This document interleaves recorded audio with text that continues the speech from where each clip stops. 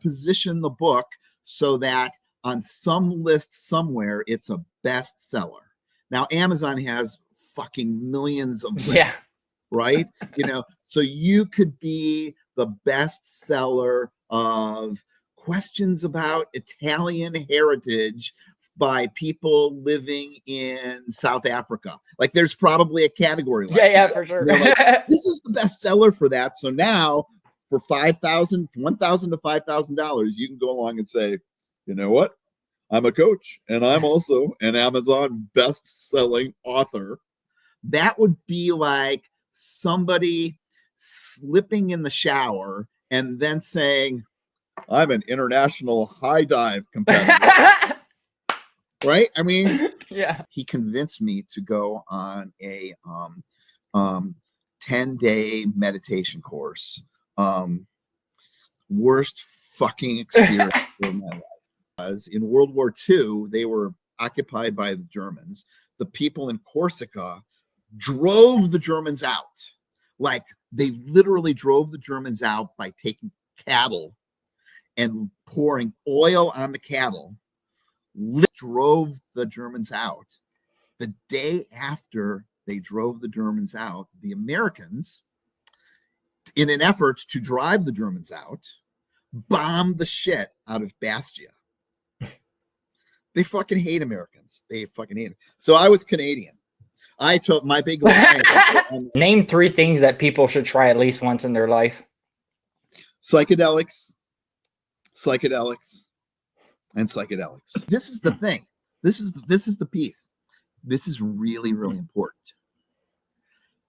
When we treat other human beings as disposable, they're easy to be disposed of. When we treat our body as disposable, it's easy to be disposed of. Absolutely. So when we took that off the table, and said, it's not. I don't give a fucking shit if you're going to go to prison, I'm staying with you. If you got hide a body, I'm there. We're going to be together. If you get cancer, I'm staying. If you lost, start. So you really did do your research. I'm so blown away. I'm just so impressed. I appreciate that.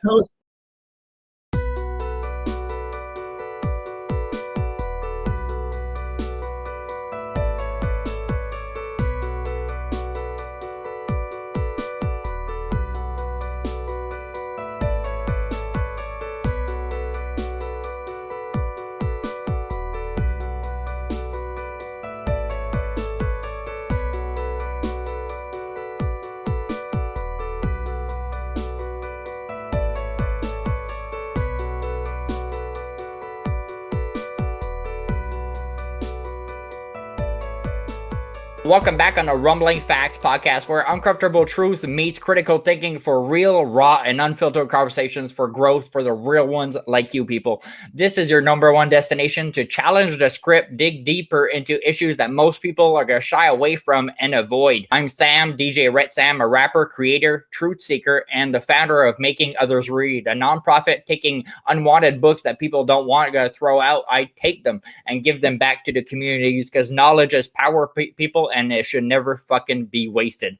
This year alone, my music has reached over 220,000 streams, and we're just getting started. Thank you all for taking the time to check out my music and the podcast, because this is all about growth. I've been through hell and back multiple times: addiction, blackmail, PTSD, and surviving a kidnapping murder attempt at only 16 years old.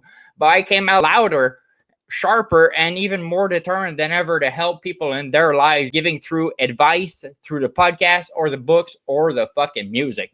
Rumbling Facts isn't just about the easy answers, people. It's about the real ones, the ones that fucking change you. If you're tired of the useless conversations and conventional thinking and podcasts that are not giving you value, you're at the right place, people. Today's guest is a man with many dimensions, people, with expertise and credentials in almost fucking everything. From personal development to psychedelics transformation, G. Scott Graham is here not just because of his wealth of knowledge, but because his approach to life and growth challenges the status quo. He's a thinker, a speaker, and a man who lives his true north unapologetically. This guy lives life of bold, unconventional ways, from navigating the world of psychedelics and marijuana legalization to exploring the depths of grief and how we process pain. Because Scott doesn't just settle for easy answer, he lives into the intersection of critical thinking and raw, uncomfortable truth. He's a man who's not afraid to ask the hard questions and challenge the mainstream narratives. And today, I'm honored to have him here. Welcome to Rumbling Facts Podcast, G. Scott Graham. How you doing? Pretty good, boy. That's quite the introduction, and there's quite the high bar. I want to make sure this is worth your time and your listeners' time. So here I am. I appreciate that. What made you want to go into so many different expertise and have all those under your belt? Like, what was the driving force to be like, okay, I'll go get this over here that maybe you got not gonna need every day, and then you go get something else? Like, why? Why would you do that? I know I have a lot of books in a wide variety of areas that I've written in, and it's interesting that I just today my 27th book went live this morning, and it's funny, I do not consider myself an author. Isn't that funny? 27 books. Somebody asked me, said, how many books do you need to have to be an author? And I'm like, well, I don't know, but I don't see myself as an author. I see myself as a person who has a message, and I get that message out via writing and books, and that kind of creates a ripple effect. You know, so many people really we have one life, yeah, and that's it. And so many people just fuck it away. They just fuck it away, and I'm not going to do that. If we've got the opportunity to help others, to influence others, to make changes and make the world a better place. And I don't want to sit by and let that go by. And so that for me is what compels me to communicate to people and pass a message. I started my very, very first book I was almost a victim of a scam. And so there's these books that are out there, and scam is a harsh word, I know, but there's these books that are out there that they're crafted to stroke somebody's ego. Okay. They just want to masturbate somebody who is emotional. Just, you know, I'm a coach, and I don't feel very good about myself, but I'd feel better if I was an author. And so they reach out to 10, 15, it's when you hear this, you're gonna be like, what? So they reach out to 10, 15, maybe 20 different people in one profession, and they ask them each to write 750 to 1,000 words on a topic, right? What do I need to think about before hiring a coach? And so these 20 people do that, and then this company charges them anywhere from $1,000 to $5,000 each to be in the book. Wow. And think about that. Just do the math. If it was just $1,000 a person, they're going to make $20,000 before the book is even. Yeah, that's it. Before the first sale. Before the first, and so they put this book together. They kind of promote it. They maybe buy little ads. They try to position the book so that on some list somewhere, it's a bestseller. Now, Amazon has fucking millions of lists, right? You know, so you could be the bestseller of questions about Italian heritage by people living in South Africa. Like, there's probably a category like that. For sure. Like, this is the bestseller for that. So now for $1,000 to $5,000, you can go along and say, you know what? I'm a coach, and I'm also an Amazon best-selling author. Internet. I mean, it's really, when you think about it, it's just ridiculous, because you write 750 to 1,000 words. That's like a blog post. That would be like somebody slipping in the shower and then saying, I'm an international high dive competitor. Right? I mean, yeah. Someone's late to catch the bus, and they run 50 feet, and they're like, I'm an international running race triathlete. And I mean, really, that's what people are doing with these things. It's just Mm-hmm. so I was approached for that scam, and my spouse said, "Don't pay for that. You're write your own goddamn book." And so I did. My first book was this. Literally, the question was, "What do you need to think about coaching before you get a coach?" And so my first book was, I'm like, well, fuck that. I wrote 10 chapters, 1,000 words each, and an introduction and a conclusion. So it was like 1,100, 1,200 words, 10 things you know before you get a coach. Did it myself, pushed the button, published it, sold it. I think it was originally like $5 for the book. Now it's free. I've written a number of my books. I'm like, that book's free. That's just, wow. So I've got a number of them out there that you just want the knowledge to be shared. Go get it. From coaching to time management to coming up with your best bucket list to gardening as well. Yes, gardening. Yep. Yes. I was like, man, this guy has expertise everywhere. You wrote an impressive 26 books to date. Like, what drives you to keep exploring these varieties of subjects, and what motivates you to be like, okay, I'll write another one after this one and another one? Two things. Either I have a strong opinion on something, and so I feel like that needs to get the message out there, or there's just a vacuum of information. Just a vacuum of information. So a couple of years ago, after Brian died in 2019, and then I was trying to figure out what I needed to do to not reinvent my life, but I couldn't go to the same places that we used to go. For sure, that fucks us up. Anybody here has ever had a significant relationship, even if it's just a 6-month relationship goes south, you're not going to listen to the same music that you used to listen to with the person that you were dating. It just doesn't feel. So I was looking for something else, and I've got 2 dogs, and I tried mountain biking. It was a disaster because they're running trails, cars, not a good mix. And so I decided that, well, maybe what I'll do is I'll paddleboarding. That's it. I had knee replacement surgeries, so I have 2 artificial knees, so I can't run or really hike. And so I'm paddleboarding, and I thought that's going to be perfect, and I can take the dogs. No information on how to paddle. There's a few things like people showing their dogs on the board, but nothing. Yeah. Nothing. And so I started researching. I had to figure it out from scratch. And then the result of that was this, which came out. Stop with your butt. I love the title. That's genius. Oh, fire. And those are the 2 dogs. Yeah, Groot and Rocket, I think. That's Rocket. That's the little one. And that's Groot sitting right there. Awesome. And that is Lake Francis in New Hampshire from September of last year. And so, I've got this book here, which there is a little book that you can get on Amazon that kind of talks about it, but people were giving it like really bad reviews. It's like 30 pages long. This book is 143 pages long. So it's not fluff.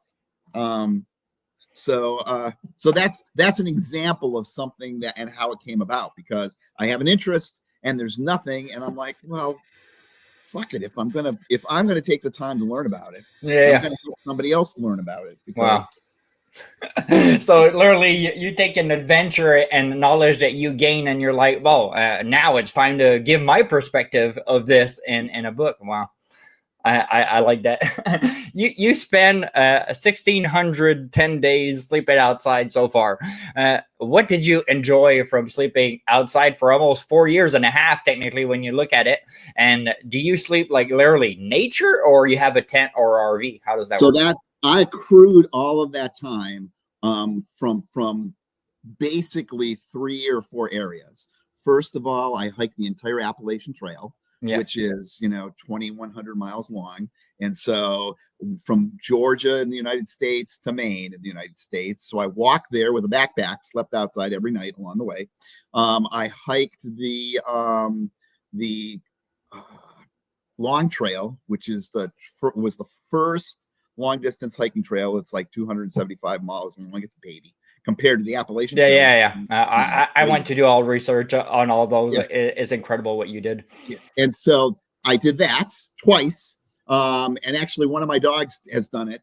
And then I did the GR20, and then I worked for years as an outward bound instructor and an instructor for the National Outdoor Leadership School, teaching wilderness schools, taking people hiking, 6 months a year, camping outside. Wow. With people 3 weeks at a crack for 4 or 5 years, racks it up. For sure. Do you have a tent, or how does that work? I don't have it, but actually I do have a tent now that I got for the last major hike that I was working on. Okay. I was looking for something that was smaller. I had a tent when I did the GR20, which was my last big hike. That's in Corsica. I dug out a tent that I had bought when I worked for Outward Bound, because when you work for these places, you often get discounts on shit that other people are selling. Like North Face gave us 75% off of everything. Wow. Because they want you to wear something that says North Face, so that when there's somebody that's with you, they're like, oh, I want to be like Scott, I should buy North Face. And I had this tent that I had gotten from it. So this tent I purchased it in 1989. And it lasted. And I did the GR20 in 2015 or 2016. Wow. I threw it away at the end of the hike. I literally just fucking. It probably lived through everything it could have. Wow. It did. That's incredible. What first sparked your interest in meditation, and at what point did you realize that there was much that we've been taught that is completely wrong about it? It really wasn't me it wasn't an interest that sparked. It was a colleague named Jack, and Jack Iselhart had gone on these meditation courses, 10 days of silence, and he was like, "You should go," and I'm like, "Yeah." It's like, no, you really should go. A couple months would go by, and he would be like, "Have you thought about going on this meditation course?" And I'm like, "Yeah, that's really nice," because I thought it was a cult. Like, that's what I would have thought too. This is like really culty, and I'm not going. And he was really persistent. Thank goodness, really, really persistent. And he convinced me to go on a 10-day meditation course. Worst fucking experience in my life. Like, I was literally, I remember this because, and it's this is an aside, but on these larger courses, they're all over the country, all over the world. They're all set up because all the courses are run by volunteers. And the only way you volunteer is by being, a student. They won't just let anybody volunteer. You have taken a course. Yeah. So you have to be what they call, you're an old student. You've sat for 10 days, and then you can volunteer. And so they have all these people running in, and so they need to make everything moron-proof. So it's the same menu on day one in May as it is on day one in November. Okay. They keep the same thing so that they know what food to order. It makes it really simple. And then nobody fucks with the schedule. No one fucks with the recipe. You follow the exact same recipe.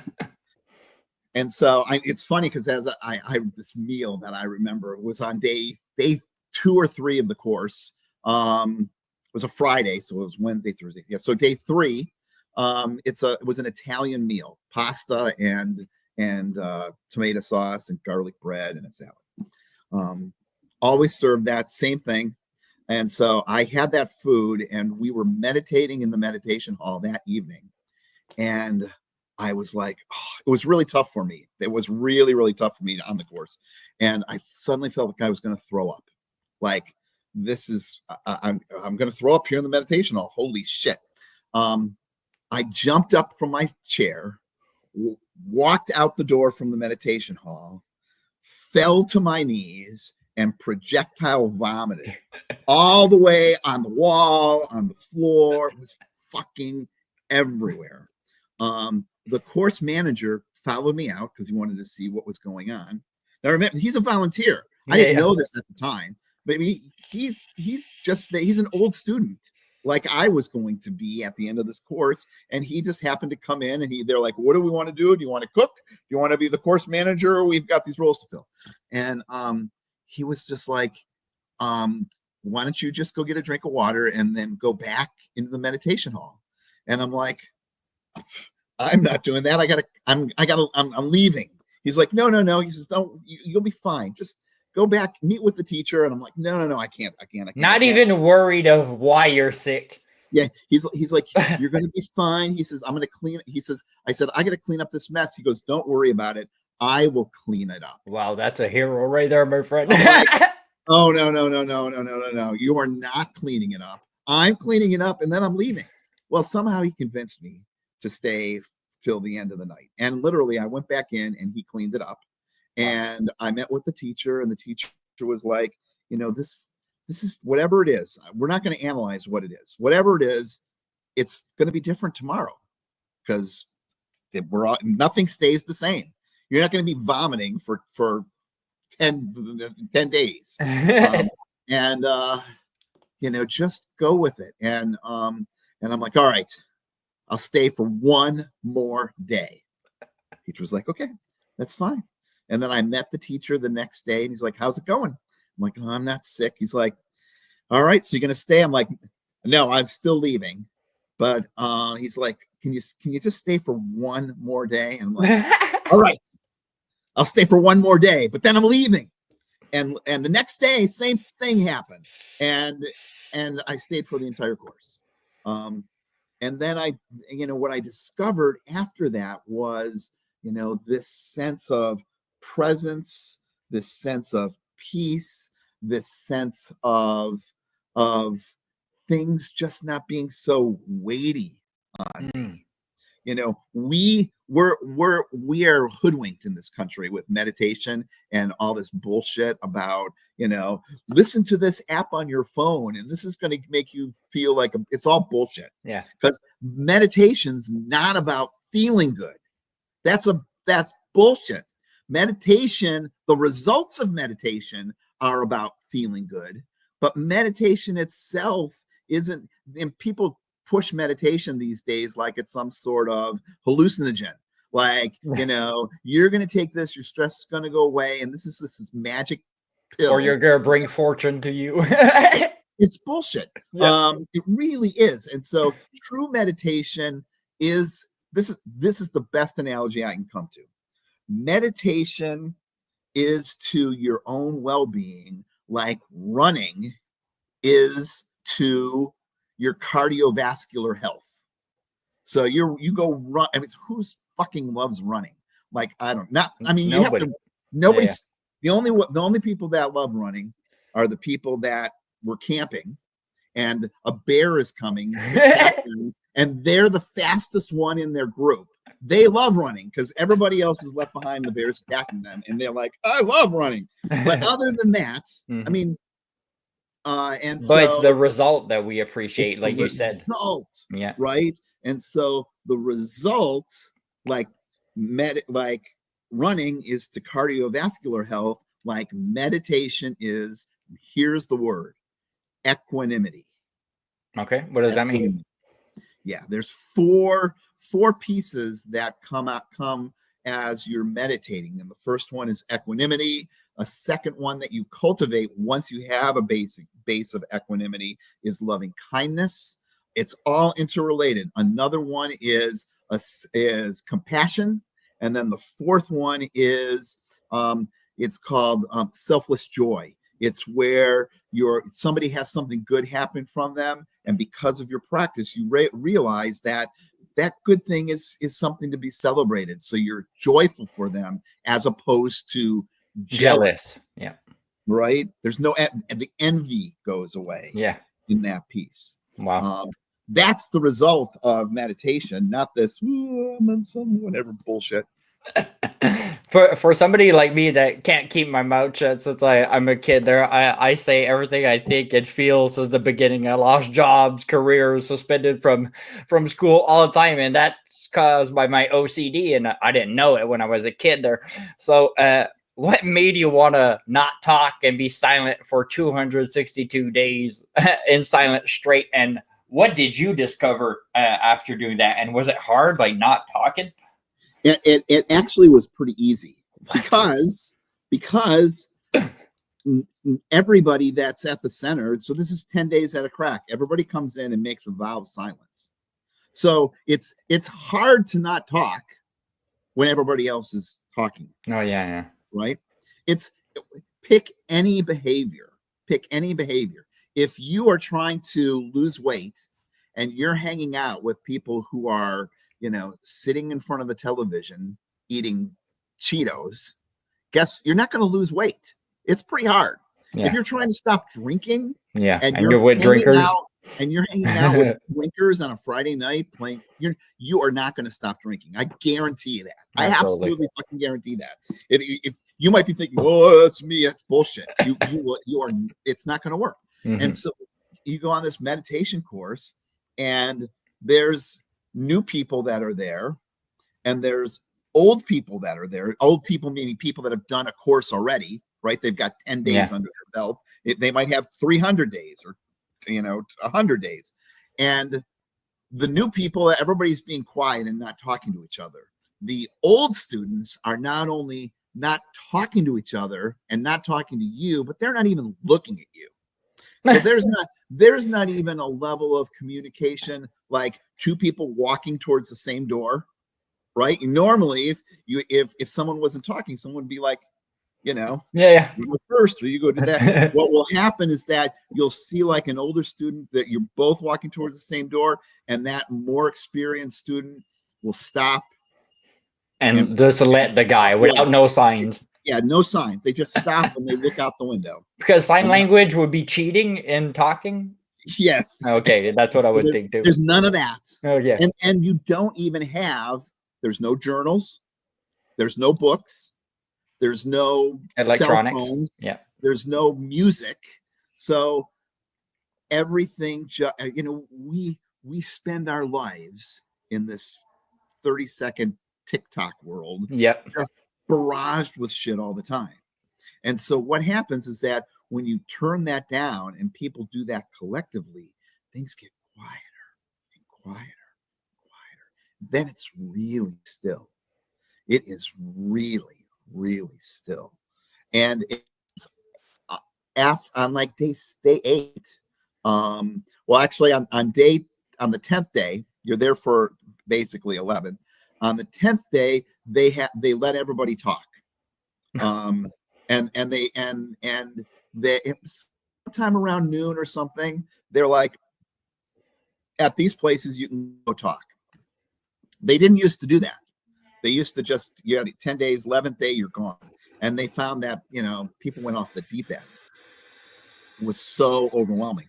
And so they have this like talk piece, and they have it in designated sections so that if it's overwhelming for you, you can go meditate and be quiet.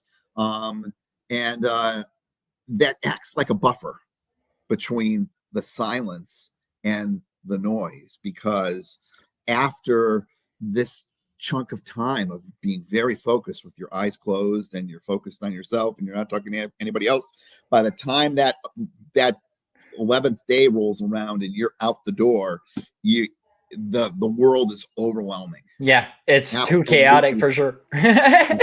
So for sure, wrapping it up for people at the end to at least allow talking to understand where they're at with this experience is nice there. So you can at least wrap it up for them. Because if you just throw them in the world of chaos that we live in it constant, so we don't see it. If you're smart enough, you can realize it, but most people don't even see this chaos until you turn off your fucking Wi-Fi, you go on camping and literally be relaxed to the highest degree. And that's when you start realizing when you come back home, wow, like a notification here, there's there, another sound there. Man, life there is so chaotic. So for sure, if you don't wrap things up, people could just go on the deep end for sure. Right. Like, what the hell is this? Right. Right. So since it was hard for you doing that 10 days initially, what got you to 262? I saw some benefit in my life. Wow. It's as simple as that. And then they encourage you, to at least do 10 days every year to kind of keep things fresh. Right. So it's like, somebody goes to soccer camp every year to make sure there's better, or basketball camp every year. Make sure those skills are, it's like somebody becomes, licensed as a therapist, and they need to do CEUs every couple of years. So they stay fresh with the laws, with the changes and all this other stuff. And so it's the same thing. And so for years, I would do, I would sit a course and then serve a course, and sit a course and serve twice a year. I would sit a course I would serve a course, like, I don't know, towards the end of the summer, and then I would sit like in the middle of the winter. Because who wants to, there's nothing to do in the middle of the winter anyway. And so sure, being wrapped up in a blanket with your eyes closed for a chunk of time when the world's dark for most of the time is totally fine with me. And for so sure, most of my sits were like in the middle of the winter. Yeah, your daily spiritual practices focuses on 3 different meditation that I don't even know how to say. The unapologetically, I would say. So the 3 of them, the first one's unapologetically. Okay, unapologetically. Okay. So yeah, and so anapana for short is focused on your breath. Okay. That's when actually you do a 10-day course. The first 3 days you are learning anapana. Okay. And you're just focused on breath. And, it's not rocket science. They don't keep any of this stuff secret. You're just working on observing your breath here. And then you're not just, what you are not doing, which is really important, is you're not counting your breaths. You're not naming your breaths. There's no verbal shit going on while you're doing that. So it's just an observation. And what happens is that your mind wants to be really active. And so what you're doing is doing the hard work to be really focused and quiet your mind and just observe the breath as it is. That's basically anapana. The nice thing about that is that wherever you go, you take your breath with you. Like Absolutely. There's no place that we're at where we're not breathing, right? Sure. So you can do anapana anywhere. And it's a great way to, when your mind is, to discipline yourself, not to combat. One of the mistakes people make, and this is one of the worst things in psychotherapy, is they learn this. There's a technique called cognitive behavioral therapy, right? And so this is just an example of that. Yeah, so let's say somebody looks at them and they say, I'm stupid and I'm never going to be amount to anything. And so the cognitive behavioral therapist says, well, the answer to that is to come up with the exact opposite. And you're going to say that to yourself. So when you hear the voice in your head say, Scott, I'm stupid, you're going to say, I'm a smart person. I love myself. And in fact, some cognitive behavioral therapists say, you know what you should do? You should write this down and you should stand in front of a mirror and look at yourself and say, Scott, you're smart. You're going to be successful. You are loved. You are precious, blah, blah. And you know what? Let me tell you, when I say this, you're going to be like, well, of course.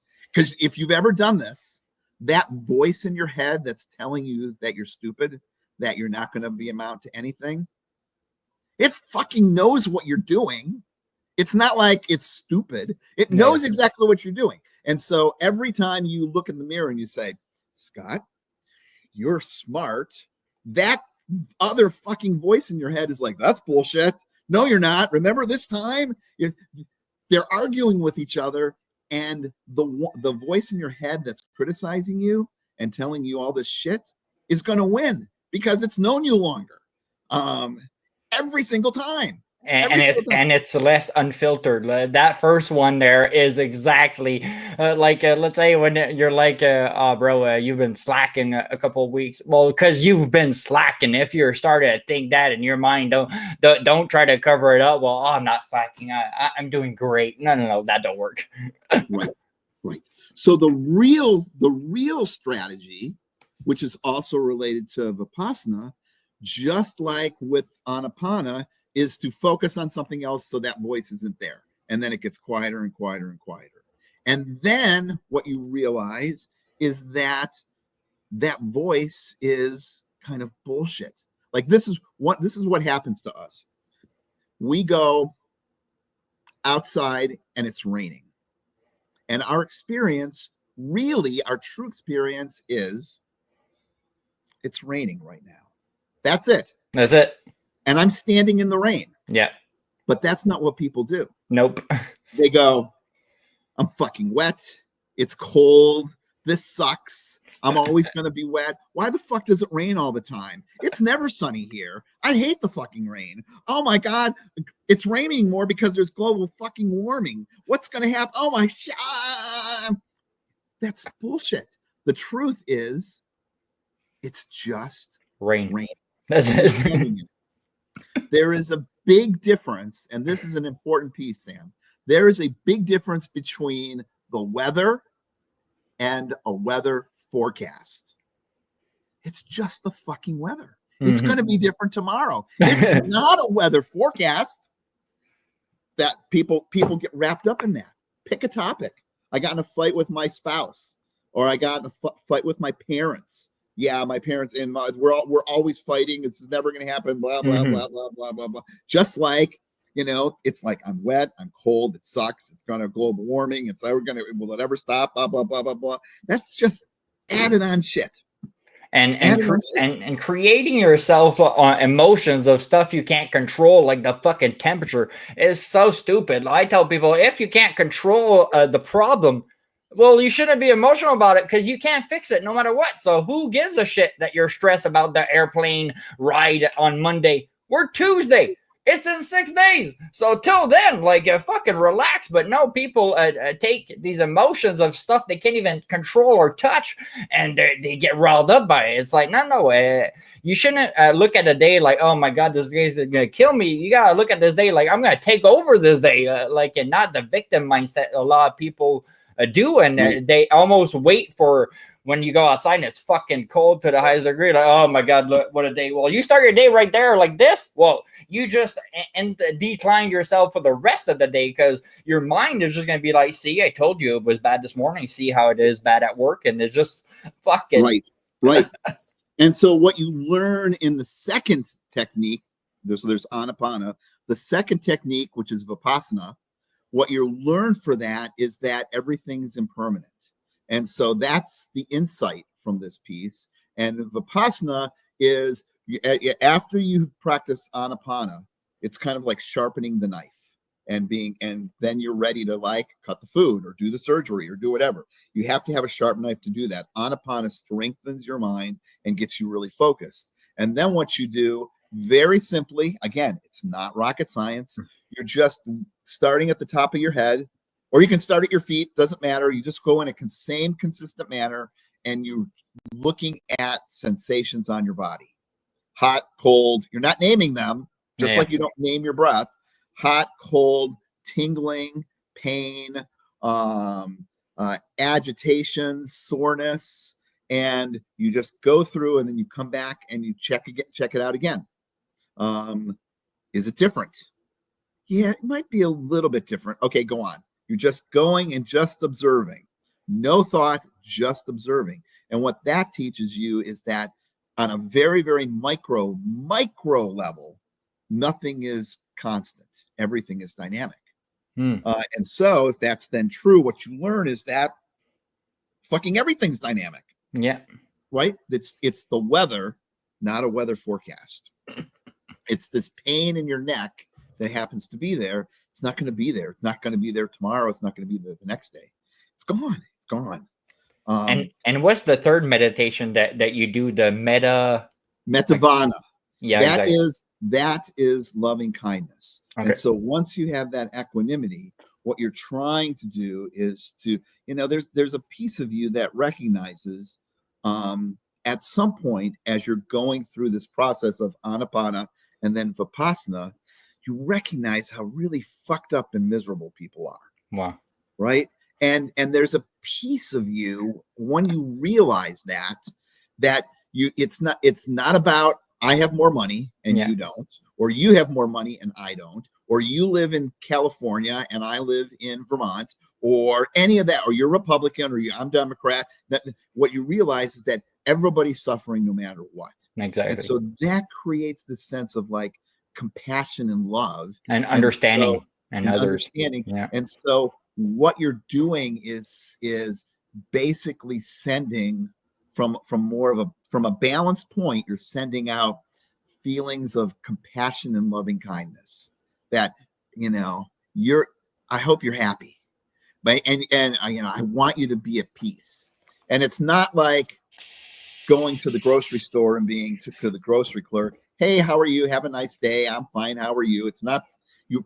It is really driven by that feeling of metta, which is loving kindness. And so you're sharing that wealth with mettavana to the entire world. It makes me think a bit of karma yoga. I had an expert on, and some stuff that you said right there, it's quite similar to the karma yoga of like just not seeing the good like a naive in everybody, but just understanding that if that person's going through a hard time and he's a dick, well, he's not a dick. He's just going through something and he's doing his best, he thinks. And you got to have compassion for others and sympathy and understanding that everybody has trauma and this life is hard for fucking everybody, but everybody's going to take this trauma and their perspective completely different than another. Two people can be abused and have completely two different stories. One can thrive from it and the other one could be in PTSD for the rest of their life. So having an understanding of why people are the way they are, man, it's a really refreshing understanding that for the first time, right? Because we always think we're the only one in the world living something. think of it this way, and so this is not. I'm going to ask you to and your listeners to do something right now, and then and this will prove this to you. Think of the last time that you were an asshole to somebody, or you're a dick, right? Think about that moment. Now think about what was going on around that time. I bet you didn't become an instant dick. It wasn't like you were like here and then boom, you were crazy. There was a buildup. You had to, before you said something shitty to somebody, there was a whole bunch of stuff that was going on in your mind. You were rolling in it. You were bubbling in it. You were boiling in it. This stuff was going on and on and on and on and on and on and on. You were suffering until that asshole comment you made, that shithead behavior you did, didn't just happen. There was a lot of suffering that you had to go through in order to get to that point where you were a dick. Mm-hmm. And then I bet after you were an asshole to that person, after you made your dick comment, you weren't just like, oh, I'm cool. I bet for like minutes, hours, maybe days afterwards, you were like, that fucker. I can't believe they be going on and on and on and on. So when somebody is an asshole to you, this is your own experience. Yeah. I'm not making this shit up. You can see this in your own life. Before you were that mean-spirited person, there was all this garbage beforehand.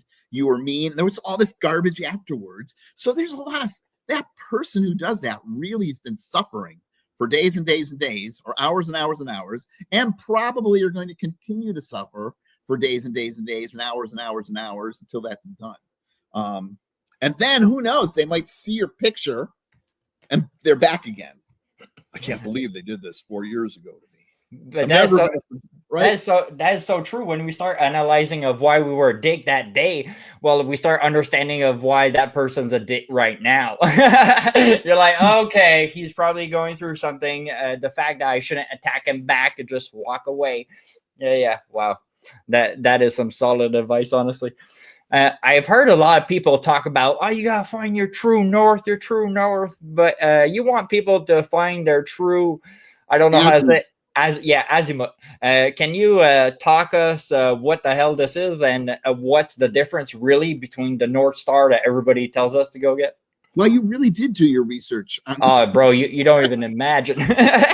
Wow. Yeah. So when I started my coaching practice in 2006, I was thinking about something like True North. And when you think about that piece, what does that say? What does that say? That says there's one direction, and that's the right direction. North, right? South could be fucking just as good as north to somebody. Southeast. And so the key is not to find true north, which is somebody else's conceptualization of what's right for you. It's to figure out what's right for you and go for it. And so here's some math stuff, some geometry stuff for folks. In a circle, there is 360 degrees, right? There's 90 degrees is a right angle. Yep. This book, that's 90 degrees, right? And so this book, 4 times, 9 times 4 is 360 degrees.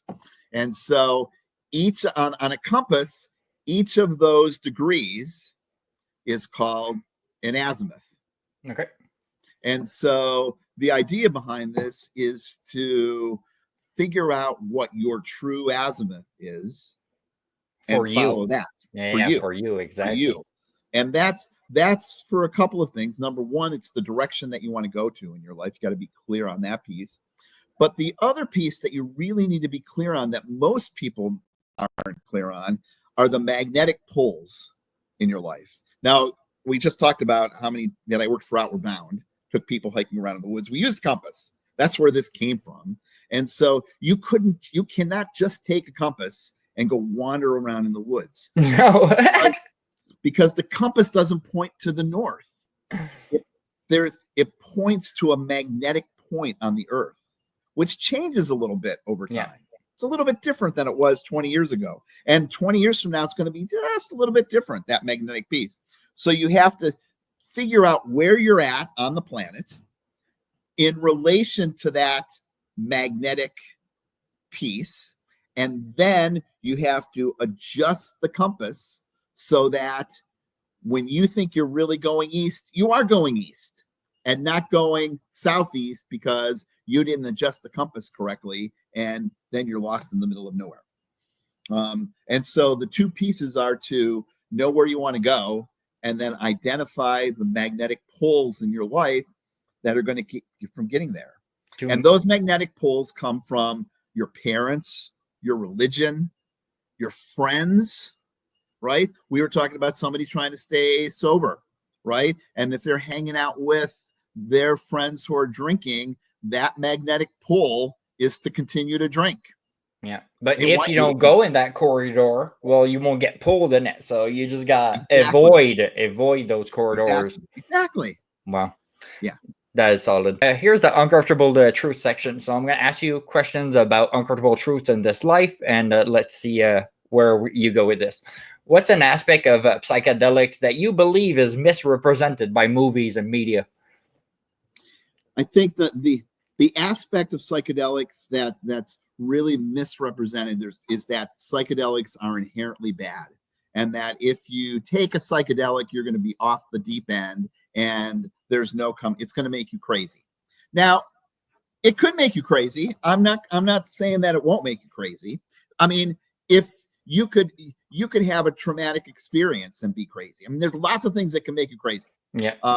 And so it really comes down to, if you're taking psychedelics, making sure that you're taking it from a reputable source, so you're not taking Drano or whatever the fuck. Yeah. But also making sure that you're we know with alcohol, and this is the same thing for marijuana. This is why I'm so critical about marijuana legalization. We know for alcohol, like that, and they do this in DWI, like a shot of liquor equals a beer, which equals a glass of wine, right? So we roughly know that. We also know that it takes about an hour for a drink to get out of your system. So if you have 2 shots in an hour, you're going to feel mildly tooted. If you have 3 or 4, you're definitely not going to be okay to drive. You got to wait for that time to pass for it to be out of your system. We don't know that for marijuana. We don't know that for psychedelics. We need to know that. Yeah. We need to know that so that people can make informed decisions. This whole thing of like, what do they say? Start low and go slow is just bullshit. It's just bullshit. I mean, can you imagine if people said that with alcohol? Start low and go slow, right? Well, I don't know what I'm drinking, but I'm drinking it and now I'm fucked up. Now, we know there's a difference. If you go to buy liquor in the United States, we know there's a difference between 20 proof liqueur and 80 proof vodka. And we know that, 110 proof, bourbon or Sailor Jerry or something like that, that's got a higher proof, has got more liquor in it, and it's going to hit you faster. We need to know the same thing for psychedelics. We need to know the same thing for marijuana, because otherwise it's a crapshoot. And what's the hardest truth you realize in your career or life? Hardest truth? I'm still learning it. And that is what we talked about earlier. It's the weather and not the weather forecast. It's so fucking easy. Absolutely. To be like, yeah, I know what that is. But to really, I just went through this a couple days ago. In my latest book, this is my fucking Amazon story. In my latest book, I sent a copy. I got a hard copy of this and sent it to the person that there's a person I talk about in this book. And so I sent this copy of this book to this person so they could read it. Well, fucking Amazon, they gave me their money back. They're like, oh, you should have waited 24 hours before you asked a copy. I ordered author copies. And while I was working on the book, I wanted to work on the cover. Amazon won't let you work on the cover until you've uploaded a manuscript.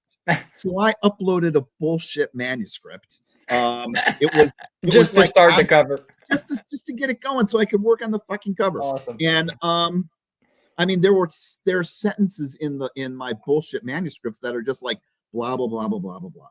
So I rewrote it. Chapter 8 became chapter 14 when I wrote it. Things were out of order. I said things about the guy that I wrote in this book that weren't true. I just put it in there just so I could have. I was trying to produce space holders, and because it wasn't done right. You would eat the cookie dough and think, oh, that's what the cookie tastes like. Yeah. Well, fucking Amazon sent the shitty copy to him instead of the good copy to him. Oh my God. When I realized it, I sent a new copy. He got it the day after. He got the shitty copy on Wednesday. Last week, got the shitty copy on Wednesday. I sent him a message, said, please don't read it. It's totally fucked up. Please don't read what I just sent you. A new copy's coming tomorrow. Throw the old copy away and keep the new copy. And I had written, I did an inscription in the book. I wrote, a really nice, I said, I'll write you another inscription, but please throw the old copy away and keep the new copy. And for God's sake, because this copy that I have here is actually the shitty copy, because Amazon still hasn't sent me the revised copy. This one went live today. So I said to him, please, don't just throw the old copy away, but look at the new copy. Please tell me that what was chapter 8 is now chapter 14. And if this so, is the title. Okay. Chapter 14 should be, the mirror within and not, longing. And so just let me know. Well, I sent him that message on Thursday. On Friday, I didn't hear from him. On Saturday, I sent him a message and said, hey, really need to know, is this new copy that you got the new copy or is the shitty copy? Because I got to fix it with Amazon before Tuesday, because this is coming out on Tuesday. And did you throw the old copy away? No response. No response. It's just the weather. There's no response. I turned it into a weather forecast. Remember when I was like, I'm cold and this and that? I'm like, he fucking read the first book. He's really pissed at me. I shouldn't have done. Why did I trust Amazon? Oh my God, he's never going to speak to me again, because that's why he's not emailing me. Who knows why he fucking didn't email me? Yeah, exactly. But I created all this shit. You create that drama in your head. I turned the weather into a forecast. Weather forecast. Oh yeah. And then yesterday I got a message and it was just yes and yes. So he threw it away and he has the correct version. Wow. So all that shit from Saturday and Sunday was totally made up by me. Mm-hmm. It's so much work in our head, even you, that that you can't make everything a weather forecast. Even you right there, you were triggered by the fact that's why we got to analyze why we're triggered, and you managed to stop it at a certain point, but you still freaked out a day or two. Yes. Yeah. I kept saying to myself, this is not the weather. I mean, this is not the weather forecast. It's just, you don't know what it is. And so the best thing you can say for you listeners when that's going on is, I didn't debate it. I was just like, fucking knock it off. I'm not even like, I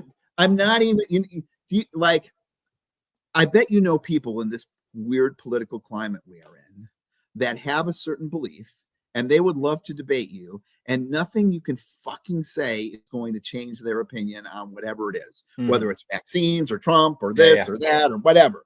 Nothing.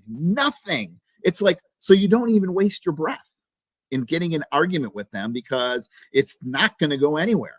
Well, it's the same thing with the voice in your head. It's not going to go anywhere. Don't waste your fucking breath. Just ignore it. Tell it to shut up. And that's literally what I did. That's a great example, because there's always that type of people that's worthless to debate because they don't give a shit what you say. They have something to say, and that's it. And that is the voice in your head. Yeah, it doesn't exactly. give a shit about what you're trying to do. Exactly. What it has to say is more important. Wow. When you look at the bigger picture, what's something about the world that no one seems willing to confront, but you realize it's one of the keys to understanding our future in this life?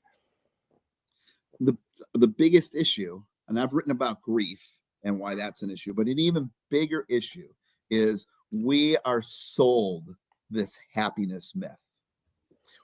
Everything wraps around that, from fucking Christmas to Valentine's Day to the houses we live in, and it's never ending. If we're told, after you read this book, you'll be happy. After you do this meditation, you'll be happy. Psychedelics are even doing it now. Once you've done this psychedelic, you'll be happy. I was on a psychedelic podcast and I shared it with a person, and her response to me was, do you think I should do psychedelics? Right? Because she's like, because there's this piece of like, you think I'll be happy once I've done that? No, you won't be happy. Because that's not the goal of life. That's it. It's not an antidote to be happy. It's like it's a way, like an opening for your mind. Actually, you can't be like, oh, you take this and this will happen. It's like you never know, and every person's going to take something completely different as well. Here's the truth of our existence, and we don't like this. People don't talk about this. The truth is, we're all going to get sick.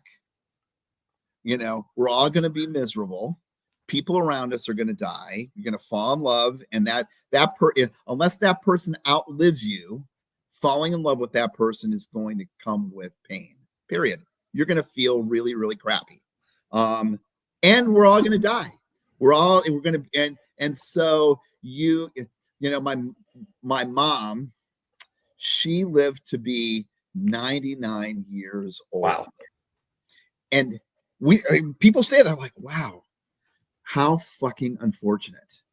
And you're gonna be like, what? Why would you say that? Right? See, we all want to live a long life, but this is the part we don't say. Mm-hmm. We want everybody and everything we care about to outlive us. Yeah. Because if you live a long life, you are going to experience death and loss and grief over and over and over and over again. My mom said to me that she wasn't making any friends anymore. And why wasn't she making any friends? Because every time she made friends, they died. Wow. That is some real shit right there. What's an uncomfortable truth about human nature that your career, one of your careers, have shown you? Human nature. I think this comes back to what I just talked about. Our human nature is that we don't want to accept the reality of the truth. Truth.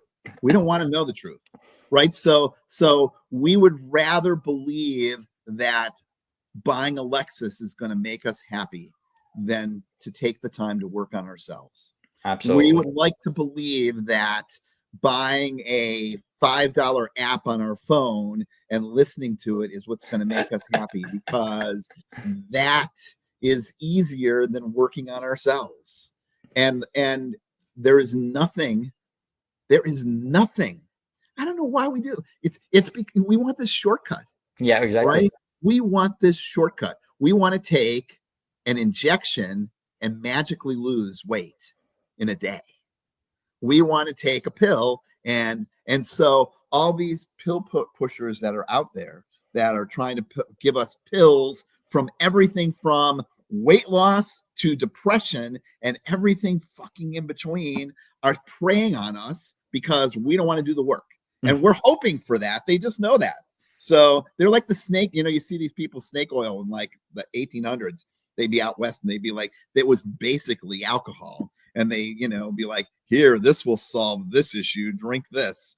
And people take that elixir. And so, like it's something crazy like, 16% of the population so 16 out of every 100 people listening to this podcast are probably taking an antidepressant. Yeah, and then in the US is 44% of people are on medication. It's incredible because the doctor just wants to settle that problem. So you're in his office, he gives you a pill, you're gone. He settled the problem for him, but it didn't fix your problem. You just have Smarties now in the morning to eat. Like when I went to see my neighbor in the morning for the first time, I smoked weed with her. She's 74 years old, an amazing person.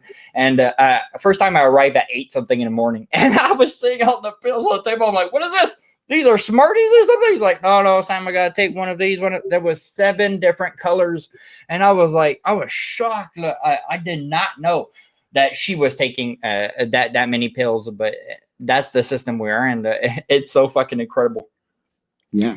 Giving back for me is so important. That's why I started making others read. You've been giving back by volunteering as an EMT instructor, a firefighter, a master gardener for your community, and also running a nonprofit for a farm animal rescue. That is very inspiring. How did you first start the animal farm rescue, and why do you think it's so important to give back in this life?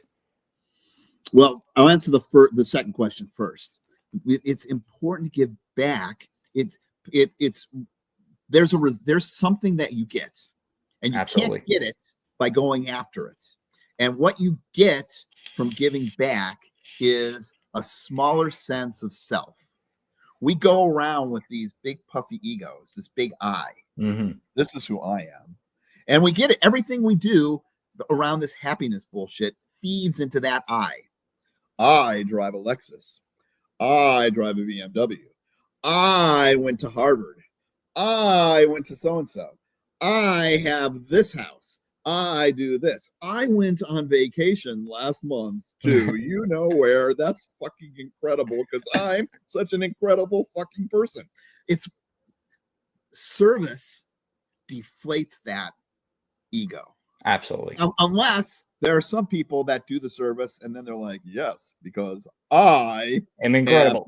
You will see them, right? We see that in the fire department. There's some people in the fire department that are like, yes, I'm a firefighter. That's who I am. You're missing the point. Mm-hmm. Interestingly enough, of all the volunteer stuff I do, the animals don't give you that. The animals don't give a shit about who you are. Yeah. They just want to give food. And so one of the most meaningful pieces I do each week is I volunteer to teach Tai Chi for the elderly. And we meet each week outside. So if you're in Vermont and you're up near Bradford, every Tuesday at 10 o'clock, we're outside, no matter what the fucking weather is. I'm telling you, we've been outside when it's been 6 degrees below zero. Let's go. When it's been raining, people are outside on Tuesday at 10 a.m. doing Tai Chi in the on the grass in this little park.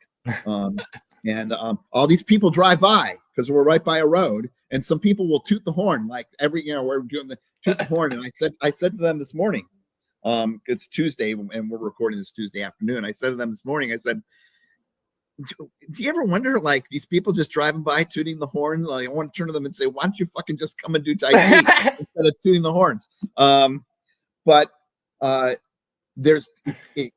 helps deflate your ego having service. That's the real benefit of this stuff.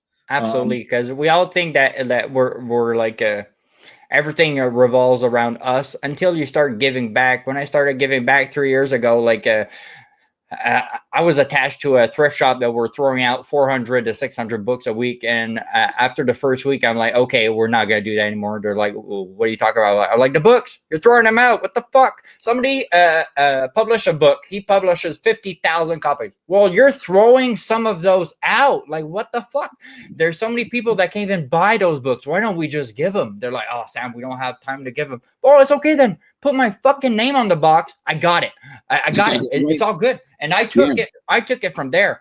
And seeing those people when I arrive into the city with my hatchback filled to the roof in books. I'm telling you, the car there looks broken down, how much is stuck on the road, how much books are heavy as shit. And that feeling of gratification I get to seeing those people run towards those boxes that are always empty. And I'm the only one filling them. It's been 3 years. That is worth everything for me. When I come back home, I'm telling you, people, I got this high inside me and in my heart there for like 3-4 days of what I did right there was a bigger than me, myself, who the fuck I am, because I'm helping somebody. I'm giving advice. I'm giving a hand down by giving those books. And that's where the real validation and gratification we should get it. Right. Absolutely. Absolutely. You hiked this entire Appalachian Trail. That is 2,190,000 miles. What an incredible journey and feat, honestly. There, I'm quite in good shape, but that is something special. That stretches from Georgia to Maine, and this takes about 5-7 months to complete. So, and you need to be outdoor the whole time. So, how long did it take you? And why did you push yourself on an adventure that massive? Yeah, it's funny. And I have a friend who is hiking the Appalachian Trail. It's actually my housemate's brother, and he's been on he loves to go on hiking on the trail. And you know, these days when people hike on the Appalachian Trail, everything's plugged in. Like, he even has a drone with him. And the drone can follow him along. And he's doing like video blogs. Nice. And when I did the trail, we didn't even have fucking cell. This was when I hiked the Appalachian Trail. It was in 1987. Oh shit! Okay, so no phone, nothing.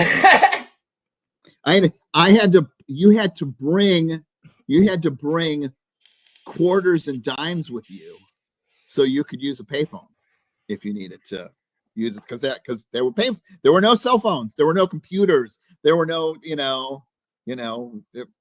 there was no. I mean, when Windows 95 came out in 1995. So why did you want to do something that massive? Like, that is hard. Like, we're not talking about a marathon. This is way longer. Like why did you want to do something that hard? First of all, it's really not that hard. No. It's like the meditation course, right? 10 days. I don't think so. It is, getting through. It's like somebody staying sober. You stay sober a day at a time. Yeah, the beginning is really hard. Trail a day at a time, a step at a time. It's not about going from Maine to Georgia or Georgia to Maine. It's about going from mile 1 to mile 2 to mile 3. And then at some point you're at, you know, in the 2000 range. And how'd you get there? Just a step. It's the same thing. It seems daunting because we live in a world that wants everybody to lose weight in a day. Right. And if everybody knows, I mean, well, maybe everybody doesn't know. If you don't know this, your best way to lose weight is a pound a week. That's it. If you lose a pound a week, you are going to keep that weight off, because what that means is that you've made a subtle shift in your lifestyle that's knocking off a pound a week. When we lose, I don't know, people want to lose fucking 10 pounds in a month or something like that. Crazy. Well, that's crazy because your body doesn't want to live that. You didn't put on 10 pounds in 1 month. You put on 10 pounds for like a huge amount of time. Exactly. And so you can take that same thing off. It was the extra Oreo that you had. It was the extra whatever. It was the less exercise that you did. You replace that, and then little bit, you transform your life. But we live in a world that wants everything. Right there. Yeah. So hiking the Appalachian Trails to in that mindset of immediacy seems like a huge thing, because it was, you know, but it wasn't. It was just like the meditation piece, a step at a time, a little bit. By research I did online, I realized that one of the toughest long distance hikes in Europe was the GR20. So you hiked across Corsica mountains. Yep. And it takes normally 15 days. And it's a rough terrain. I went to check it out there. People, this is not easy there. So how long did it take you? And what was so fulfilling of completing that feat? So I just this is a great story, because and this is another time, I started remember I told you early on in this conversation about the scam of the book, right? And Brian, who always had my back around this stuff, was like, you just got to just fucking do it yourself, right? Don't spend $5,000, just do the book. So a friend and I was turning 50. Yeah. And he was turning 40. And we were talking, well, we need to do something. And I came up with we need to do something to like show that we're like virile, studly guys, you know? Otherwise I got to buy a red sports car or I don't know what the fuck I have to do. I have to do something. So instead of doing that, let's do something. Let's go do something. And I don't care what it is. I said, and we generated a bunch of ideas. We thought about Mount Kilimanjaro. We talked about doing, circumambulating Mount Blanc, which is a whole bunch of shit that you could do around the world to kind of show your studliness. On the top of my list was the GR20, because like you just said, Sam, this is the hardest trekking trail in Europe and blah, blah, blah, blah, blah. And so we decided, I think we decided we were going to do Kilimanjaro. And so we were planning to do it. I was like 49, he was 39, and it didn't happen. So a year went by. I was 51. He was 41. Brought up again, what are we going to do? We're postponement, nothing. I remember I was like 52. I was like really wearing on me. And we went to a concert together, and he had said something like, you know what, I'm going to do it because I got the money now, because I've rented this thing and I did this thing and that thing. And his partner was with him. And he's like, I'm going to use the money for this. And she turned and she said, no, you're not. You're going to use the money for me to do this and this and this and this and this. I was devastated. I came home that night and it was like, this is not going to happen. And Brian, once again, he's like, fuck that. He said, buy a plane ticket tomorrow. I said, I hadn't even planned this thing. I don't know how long it is. I don't know where I'm going to do this. He's like, how long do you think it's going to take you? He's like, I said, I don't know, it's 15, 16. Some people say 20 days. I don't know. He's like, buy a ticket for 22 days and then figure it out. But buy the fucking ticket tomorrow. He said, he said, if it takes 15 days, you can jerk off on the beach for 7 days. Who cares? Just buy the fucking ticket and do this. Stop waiting. Right? But we spend our whole life waiting for something to happen. Exactly. And I did. I literally bought the tickets to fly into Nice. I had no idea. I bought the plane ticket home. 22 days later, 23 days later, I got a plane ticket at home, and I'm like, all right, between that chunk of time, I have to figure out how I'm gonna fucking hike this trail. And that's how that really came about. How long did it take, actually? Oh, I finished. I took a break in the middle for a couple days, which was really nice. And then I had a couple of extra days in the end that I had. So I had more time than I needed. But I stayed at a youth hostel, and then I explored the one of the towns in Corsica that was there. I checked that out and spent another couple days. It was great. I lied when I did the GR20 because the people in Corsica fucking hate everybody except people who are Corsican, and justifiably so. Justifiably so, because they've been invaded by Italy. They've been invaded. They're in France. They're considered part of France. And I didn't realize this I knew this and I had planned this because this was my big lie to folks, but I didn't realize how bad it was.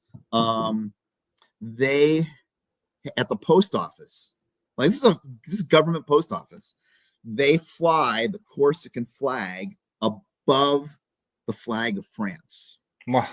I mean, it'd be like going to a post office in like Texas, right? And the Texas flag being above the flag of the United States. Like you might see that in some places in Texas, but literally that's how that was. And so they hated, not of all the people that are out there, the people that they hate more than anything else are Americans. And that's because in World War II, they were occupied by the Germans. The people in Corsica drove the Germans out.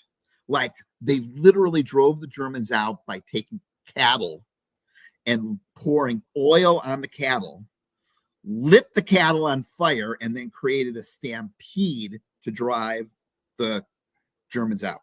Like wow. These are like really tough people. Wow, this is incredible. So the day after, nobody told the Americans. So America was like, we're going to come, how American is. We're going to come save you. We're the great Americans. Yeah. The main city of Corsica is a city called Bastia. And the Corsicans drove the Germans out.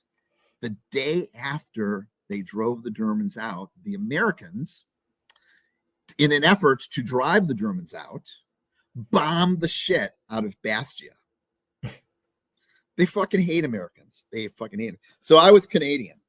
I told my big lie on the I think I would have said the same. I'm Canadian, but let's say they would have. I would be American. I think I would have flipped it as well. I'm their neighbor. The funny thing is that there were these two guys that I ended up kind of hooking up with, and we hiked together. And I stupidly confessed that I really wasn't Canadian. And so we're having dinner or we're doing whatever, and people are talking, and they're like, "So Scott, where are you from in Canada? What's it like living in the town that you say that you're from in Canada? Where'd you go to high school in Canada?" They were asking me all these questions. So I had to keep making the lie. I had to make all this shit up every time we were together. because they knew that I was not from Canada and I could not answer any questions about can't I knew nothing. But they were, yeah, they just did that to be shitheads. So did you have a hard time with them until the end of the No, trip? they were actually great. They were just, Okay. we actually became pretty good friends through the whole hike. Because they saw that you were a genuine good guy at the end of Yeah, everything. I think so. I think so. You completed the long trail. The long trail in Vermont is America's longest long distance hiking trail, and from end to end, we're talking about 272 miles there, and it's often a brutal terrain as well. You did do your research. I'm like so impressed. Bro, I take days of research in each guest. I find it important because I don't have 1 million subscribers, so I can't give you value like that. But if I can give you value in the time I take to do my research, for sure I will. So, what made you want to achieve that? And would you recommend most Americans to try that? I would recommend most Americans to try any type of hiking. And get But out. why I say that one, because they don't need a plane ticket out. Yeah, they don't need a plane ticket out. The nice thing about it, like you said, it's the oldest long distance hiking trail in the United States, and it's it's part of it is actually part of the Appalachian Trail. Okay. Half of the long trail is on the half of the long trail is also part of the Appalachian Trail, and the Appalachian Trail veers off, and the long trail continues toward Canada. Okay. It is a great experience to do it. People plan it every year, and like hike in like droves usually from south to north. I did this with a friend, and we section hiked because I live in Vermont, and so the long trail is just right over there. So we did this section in a weekend. We did this other section in another week. It logistically it took longer because in 2 days hiking really meant 4 days of shit, right? You got a day there, pack up, do this. You go there, you hike for 2 days, you're out, you drive back. There's more logistical stuff, but it was an easier piece to do because it's right there. To be able to get out and do that and train and have that experience is well worth it. And the trail's really maintained really well. It's like a highway, super highway where the Appalachian Trail is, but past that, it's a little bit more sketchy, but it's still maintained really well all the way to Canada. Wow, that is awesome. From being a substance abuse professional and a licensed substance abuse counselor, from helping recover from drug and alcohol addiction, to the polar opposite, people, to psychedelic integrational coach, helping people process and integrate experience of psychedelics and like psilocybin. Psilocybin. Yeah, that's it. Ayahuasca or DMT or magic mushrooms into their lives. Why do you find it important to have expertise on literally completely two different sides of that spectrum? Well, on some ways, it seems like it is on two different sides of that spectrum. And I guess, being drug free and then using a drug to figure out something can be seen as polar opposites. But I'm telling you, as a substance abuse counselor in the last few years, so many people came in this medication oriented fucking society, and they're like, oh, you know what? Budweiser's not your problem. You're depressed. So let me get you on some Seroquel that's going to help with that. And on and fucking it goes. And so, and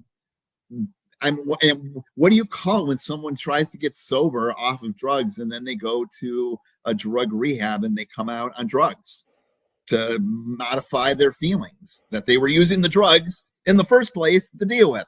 Don't get me going. So, again, like these pieces, I saw these gaps in like I did with paddleboarding. Yeah. And one of the gaps that I saw in psychedelics was this aspect of engagement. And there's two aspects. If somebody wants to use, and this isn't rocket science either, if someone wants to use psychedelics and have it work therapeutically, there's only in traditional psychedelic medicine right now, there's preparation and integration. Not big rocket science stuff, like I said. It's the same thing that I used to do in Outward Bound. People used to come for like a peak experience, do a ropes course. You used to take people and you used to climb up some rock face and do something. And just doing it was meaningless. Just doing the Outward Bound course was meaningless. It's the preparation that's important and the integration afterwards. It's the, what am I going to do to get ready? I've done it. Now what? What can I learn from this that I can apply to make my life different? I've had this meaningful thing happen. It's the same thing that happens when people do these things and they do firewalks, right? Oh yeah. Lots of people do that. Like one of the big coaches, Anthony Robbins, I think it's Anthony. Tony Robbins does this big thing where he does firewalks on this stuff. Well, that firewalk is in essence, it's not a psychedelic experience, but it's this peak thing that happens around stuff. And so people then are like, oh, fuck, I did that. Well, what are you going to take away so that you can walk the fire in your own life? Right? Absolutely. All this preparation that you do before you go, they just don't light the fire the first day you get there and say, walk right? It's built up, and then that event has an integration. And so the same thing is true with psychedelics. And so the first thing I did was I actually did this book, Psychedelic Integration Workbook. So this is a 60-day workbook that somebody can do after you've done your psychedelic experience to take that and turn it into something meaningful in your life. And of course, you have to have preparation. So I did the psychedelic preparation workbook, and this is 60 days of getting ready. Wow. I talk about Vipassana and Anapana. And then just recently I did this piece on engagement, because that's the missing piece in my mind. Engagement is so core to psychedelics and people don't pay attention to it. It is like, think about the things that we do in our life where we just aren't paying attention and we're disengaged, right? Could be walking from here to the bus. Yeah, or driving. We're focused on this. We're driving. We don't even remember going from point A to point B because we're on autopilot. We're on autopilot. And so you want to make sure that for your psychedelic experience, you're not just preparing, you're not just integrating, but you're actually training your mind so that you can be fully engaged, right? Because you could take the psychedelics and be like, what'd you do? Oh, I just looked at the pretty colors and I forgot what I was here for to do. And you need to be conscious of what you're living through throughout that experience, or else you're not learning really. Right. So that compelled me to write that piece. Wow. And of course, just like, full disclosure, I wrote the book on paddleboarding once I started paddleboarding with the dogs, and I saw the gap in paddleboarding. Well, I wrote the book on psychedelics once I started doing psychedelics, and I saw the gap in psychedelic medicine. That's fucking awesome. I think I'm gonna go check out those two books for sure for myself there. Here's the critical thinking situations. Greatest lesson you learned in your life or career that you still apply today? It's back to that piece of the weather. Everything changes. Everything changes. We live in a world that we want things to be static. Yeah. And it's too dynamic to be fixed in one spot for sure. Right. And then the second piece around that, when we talked about the voice in our head, you talked about this earlier, that voice in our head is all about me. These last couple of days when I was struggling with like the fuck up that Amazon did about this book, it was all about me. My voice in my head was oh, he's mad at me. He read this thing and now he doesn't want to talk to me. He is going to think that I am an idiot, all this stuff, me, mine, I, it all revolves around this. And here's the other piece. This is going to sound really weird. We think that we only refer to these things like me, mine, and mine because it's and you hear people say this airy fairy shit like we're all energy, and it may sound like here's another way to look at that. If you're doubting those pieces without even needing, you don't have to really buy into this stuff. We know what a tornado is. We've seen a tornado on TV, right? We can see an image and we say that's a tornado. That's a big tornado, right? But at its core, that tornado is just wind. It's just air. It's just movement of air. but it's created this solidified thing that it's transient. You know, we want to hold on to these things of me, mine, and I, and all this other stuff. So we try to make this around things that are solidified. And then we make the mistake of assuming that everything else is that way too. But it's not. None of it is. None of it is. Name 3 things that people should try at least once in their life. Psychedelics, and psychedelics. I like it. Can you share an instance where your intuition or gut feeling led you to make a decision that challenged the traditional logic or expectation? Oh, I already told you about it. That whole fucking Vipassana course that I got hoodwinked into going in. Thank God I got hoodwinked going in. I would have never gone. And I would have never stayed if it wasn't for the compassion of that teacher, because everything told me that this was wrong and this wasn't there. And I would have been on a complete, we would not be talking about this shit right now. Isn't that incredible, Lane, when somebody knows that you don't really understand something, that's why you didn't like it. And he was like, oh, just stay another day, like, because he's not saying, oh yeah, everything's gonna be fun tomorrow. No, because he doesn't understand yet. Just come back one day when you do understand. You're gonna understand why that person was pushing in the right direction. Right. And it's incredible how much the power of someone has when you have a belief and you want that other person to understand. Because like my dad said in construction, he's like, I could tell anybody to build the wall, but if I teach him how to build the wall, and that's why you got to build it that way, because there's a reason. Well, when he's going to build that wall every time, well, it's going to be flawless because he understands why he's building it the way. Like, it can look the same at the end, but if he doesn't know why you're building it that way, it's not going to be as solid as if you know why you're doing something. And that's because they're just going through the motions. Exactly. What's your favorite, your personal favorite achievement, either in your career or your life that you are most proud of? Boy,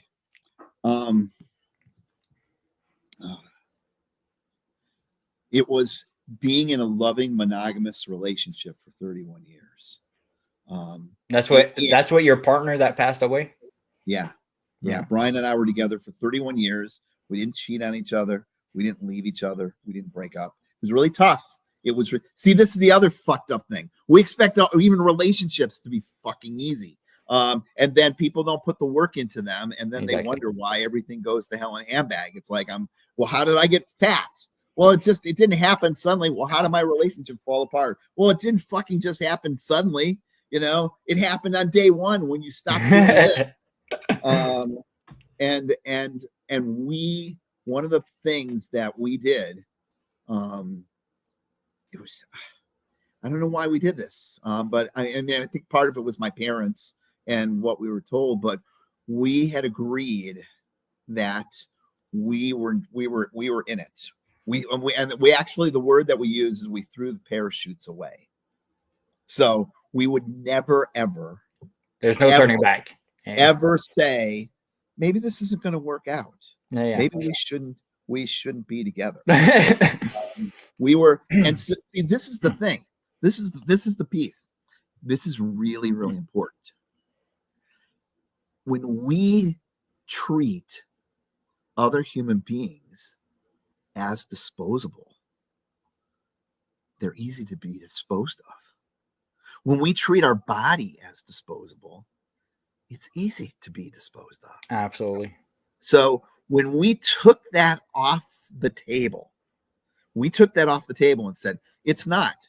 I don't give a fucking shit if you're going to go to prison, I'm staying with you. If you got a body, I'm there. we're going to be together. If you get cancer, I'm staying. If you got in an accident and lost your lower body parts and we could not have sex again, we'll figure it out. Mm-hmm. I'm not leaving you. I'm not. Name 3 things that people should try at least once in their life. You become an alcoholic. Psychedelics. I'm not leaving you. Psychedelics. And when you take that attitude, this is the piece. This is really, really important. You only have 2 choices. You either have to endure shit treat and misery, other or you human have to beings fix it before it turns as to shit. disposable. If your They're easy to commitment be is to disposed of. be there, When we treat our body as then disposable, you have to fix it it's easy because to be you made a commitment to Absolutely. be there. So and when it's- we you know what's took really funny? that off the That's the table. commitment we make when We get took that married. off the table and Yeah. said, What do it's people not. fucking say I when don't they give get a married? fucking Yeah. shit Sickness if you're and going to in go to health. prison. I'm staying For with you. better, If you got We- a hide we- a body, or I'm there. worse. Till But death. you know what? Till death We're do us going part. to Death do us part. together. People don't if, fucking believe you that. get cancer, Especially they now. don't mean Especially it. now. Yeah. They don't mean it. No, And because now we're especially in the world of a menu online there. So people, instead of working on their relationship, trying to fix it, because you build this relationship, you don't just have a perfect relationship, you build it. Well, people are like, oh, this is not perfect. Well, obviously nothing's perfect, but people are like, oh, but I got 32 guys that say I'm beautiful and perfect today, or I got 3 girls that I match with. So the easy way is not meeting a new person and restart. No, the easy way is sitting down with the fucking person you already care about and love and fucking build together. Not like a lot of people, like when they have problems in a relationship, instead of talking about to their partner of the problem, they talk about to the rest of the people. Oh, I have this problem. Well, that's not fixing it. It's by sitting with that person and figuring it out, not running away from your problems. Right. Remember, Sam, earlier we were talking and I said one of the truths that people avoid is that there's sickness, misery, and death that we all endure. And that's one of the, there's going to be misery in your relationship. And the question is, what are you going to do and how are you going to handle it when it comes? Not jumping out the airplane because there's some turbulence and you got a parachute. That's not going to fix it. Because then you're going to go on to the next thing, and then the next thing, and the next thing. It's the same thing that people do with fucking fad diets. That didn't work. That didn't work. That didn't work. That didn't work. That didn't work. No, you didn't work. Yeah, exactly. You didn't work. And is there a theory in particular that you believe that most people would be surprised about? Not that much. I mean, would you be surprised that you've heard all my theories? I've written books about that. Yeah, you don't need to have an answer for that one. It's all good. How did you become involved in the world of marijuana legalization? And what do you think? Do you think it will create a disaster for our society, like in the future? Yeah. Why is that? Absolutely. So here we go. See, I'm running. I only have 3 books. Remember that big, huge pile I started off with? Every time I held up a book, I like set it to the side. And so we're working our way down. So this is that book that he's talking about right here. Wow. And so I'm not against marijuana use. No, for sure. Marijuana is great. I use marijuana. Same here. What I'm against is, and again, this reflects this, like, let's get it all done. Let's take the magic pill. Let's lose weight in a day with a shot. It's this same thing with marijuana. So the first thing is that marijuana is getting passed in this country with a sidebar around medicalization, right? And it's all medical terminology. So we do not go to when you want to go, let me ask Sam, when you want to get groceries, what do you go to? The grocery what? Grocery store. When you want to get liquor, where do you go? The liquor what? Liquor store. When you want to get marijuana, where do you go? The marijuana store. In most of the places, it's the marijuana dispensary. Oh, here it's called the SQDC. So what's SQDC stand for? God damn, I gotta Google it there, but it's the QC is for Quebec there in particular. Okay, I bet it's a medical spin. Maybe when you take here in the United States, when someone takes a go and has some cookies or something, it's called a serving, right? We refer to marijuana as doses, right? It's got all this medical terminology, right? And in most places, recreational use followed medical approval. People got it approved for people that had marijuana medical cards. got a medical card, and there was a whole market, black market. Everybody was rushing off to be like, I'm fucked up, I need marijuana. Everybody wanted a medical card. And then recreation came by. And so there are these people that are still like, that's out there. Here's the problem that's going to happen. Because of that, we're going to get to a point, like this would never happen. If somebody was said, you know what, I have to do a PowerPoint presentation this afternoon at work. I have to speak to, 60 people about the changes that are coming to this division of the company. I'm really nervous about it. I'm not good at speaking. I don't like talking in front of people. I'm so anxious. I think I'm going to go to lunch and have 4 vodka tonics. We'd be like, what? But we're going to get to the point where someone's going to be like, you know what? I'm anxious. I have anxiety. I don't feel good. I have to take marijuana to help me with my feelings. And so everyone's going to be fucking stoned around this stuff because no one's going to be dealing with their feelings. And they're going to be like, oh no, you're keeping my medicine away from me. We would never refer to Bloody Marys as medicine. We would not be like, you know what? I need to take my medicine today. I think I'm going to go have a pina colada because it's going to help me with my anxiety. I need to you see it in movies, right? Someone takes, a shot of Jack Daniels to, get some courage to go do something. But, that's not considered medicine. But this is where we're going to go with this whole piece. It's because people did piss poor public planning around this. They just passed it.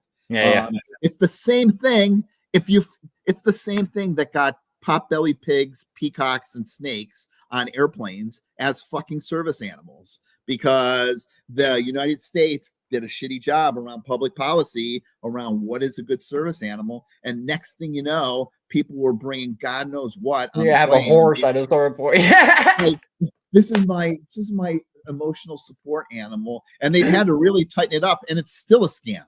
People can scam around that to bring, get your dog to fly for free. Just claim it's a service animal. Buy a vest at Amazon for $10, and hopefully it doesn't bite anybody. And get it on the plane, and they have to fly for free. It's crazy. Wow. And that's the same. It's the same mechanism. Piss poor public planning. The other piece we talked about this earlier when I talked about alcohol. There's no way to measure anything on any of these marijuana products that are out there. I'm not saying get rid of the numbers marijuana. are vague as well. We need a consistent, thing on them. I don't know what it's called, but we need a consistent thing so that that this marijuana potato chip or whatever the fuck it is going to have this amount of marijuana in it that's going to impact you this way. And we get more data from a bag of Oreo cookies. That's so right. This is how much fat all is the in it. Ingredients and all the shit. We get none of that from these marijuana products, right? And so what's going to happen is that the shit's going to hit the fan on these states, like including Vermont, that passed this all willy-nilly, and then all these legislators are going to be like, because they did a shitty job anticipating these problems. Wow. And I checked the SQDC, and it's a Society of Quebec of Cannabis. So that's it. You don't go to the Society of Quebec for liquor, right? It's this racket but I think so, because I think the alcohol place in Canada, it's called the SAQ, the Society of Alcohol in Quebec. Oh yeah. So maybe it's only America that's going to be fucked up. I think I think it's not Canada, it's only Quebec. Quebec there did this for all the businesses. Like if you have a business in Quebec and you want to call it, like for example, my nonprofit, Making Others Read, well, no, you can't have that. You're gonna need to put it small like this and put on top of it "ça me fait lire" in French. So that French, but it's incredible. It's a Quebec thing. Yeah, it's a Quebec thing. I had that. You have to tell you. I don't mean any disrespect. No, it's all good, folks, if I say this. And so I was, paddleboarding. You heard my story about paddleboarding. I was trying to find places to paddleboard, places I could go, great, and go do this. Well, we have all these national parks in the United States, right? So there's state parks, which are these, and they're okay, but then there are national parks that are run by the country, big, national historic sites. National park rangers are there. I mean, Trump's cutting them all right now, but they're great places to go to. And so I saw there's these parks in Quebec, and they're national parks. Well, I fucking thought they were national parks. Well, they're not national parks. If you go to the other in Canada, the equivalent of states are provinces, right? And so the equivalent of those national parks in Quebec are provincial parks in other places, right? Because it's, you go to, Ottawa, there's provincial parks in Ottawa, right? Just like we have state parks in the United States. So I went to these national parks in Canada, expecting that they were going to be national parks like the United States, but it was just it was the province of Quebec that were like, no, you might have provincial parks, but our provincial parks, because we are the true Canadians, are national parks. I was so blown away when I went, and I was like, what's going on? Yeah, and most of our parks, we can't even be in it after 11 p.m. Or else cops arrive and get you off the site. It's like you think you're free. You ain't free at all there. First time I moved to Bromont, the city I'm in, I'm doing some shrooms that night. That's what's incredible about it. I go to the little school that's right beside my place, like 500 meters. I go to that school, and there's a swing, so I just start swinging, fucking high as shit. Love the moment. Stars are beautiful. And then I just see a cop coming in. I'm not doing no sounds. I'm not yelling or nothing. I see a cop coming in, flashing his lights. Like, he knew I was there. I was like, God damn, like, what's the problem? And since I just arrived in the city, they didn't give me a ticket, but they wanted to give me a ticket. They were like, oh, it's 11:40 at night. You should not be on a school ground or in a park. I'm like, what? I'm an adult. I didn't do a crime, but they don't care. They have rules that literally, so you're free inside your own home to walk around, but right when you got outside, we got regulations everywhere. Right. That's incredible. Right. I heard behind the branches that you found a solution to for these different marijuana products that have different effects and onset times. I can't wait to hear about this. What did you figure out? So I in that book that I was showing to you, I proposed a solution for that, and then I proposed an assessment piece for people needing to figure out what needs to take place. And it basically comes down to, and this is why it could be so easy to do, to have the packages labeled, to figure out how many grams and how much THC was in a particular gram. That's what we need to be able to figure out. And then we need to then take into consideration how much somebody is actually taking in, because the method that we even take in is different. So like if somebody takes in, I'm just going to make a number, 5 milligrams of marijuana. I'm just making that number up just so we got something. And they take it as an edible. They are getting the full 5 milligrams. It's going into their system. If somebody is smoking a joint and that is going on, that is how much of the marijuana is going into their system is only determined by how long they can hold their breath. Because once they let it out, they're letting out a certain amount of, it's called the side stream. Certain amount is just going to waste. That's why warriors of weeds are like, you better keep it in, bro. Right. That's why I do tincture. Because I know exactly, what 1 drop is. And that's great. And if it's a 2-drop evening, I'm going to do 2 drops or 3 drops or 4 drops or 5 drops. And it makes it that much more straightforward for taking that. You know, it's funny. I go here in the United States. I just went for my physical. I haven't had a physical in a while, and so the doctor had asked me. They're like, "And how much are you drinking? Do you drink?" And so, you know, I was joking around. I told her I drank, no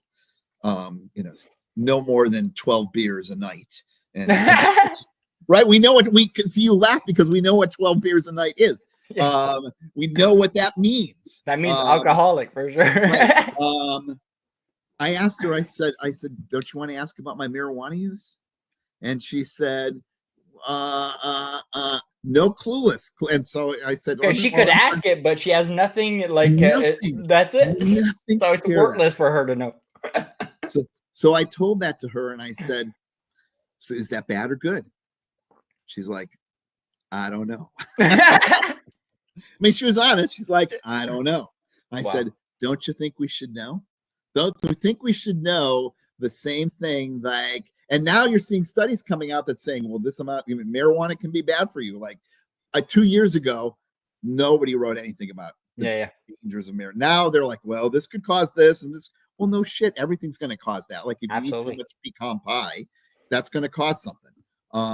And so we're seeing that, but we're still not at the point that we can say, oh, well, you're doing this much. Maybe you should cut back a little bit.